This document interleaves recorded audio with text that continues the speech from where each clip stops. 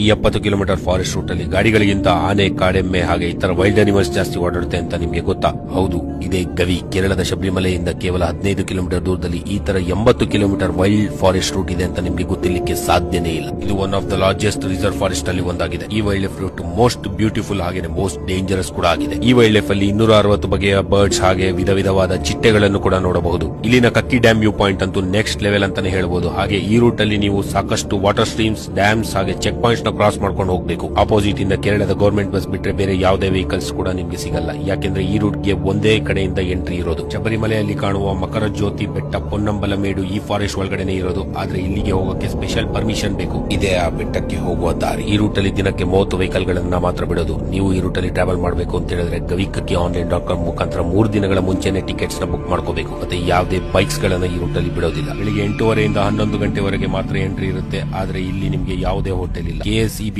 Canteen ಮಾತ್ರ ಸಿಗುತ್ತೆ. ನೀವು ವೈಲ್ಡ್ ಲೈಫ್ ಮತ್ತೆ ನೇಚರ್ ನ ಇಷ್ಟಪಡ್ತೀರಾ ಅಂದ್ರೆ ಈ ರೂಟ್ ನ ಒಂದ್ಸಲಿ ವಿಸಿಟ್ ಮಾಡಲೇಬೇಕು.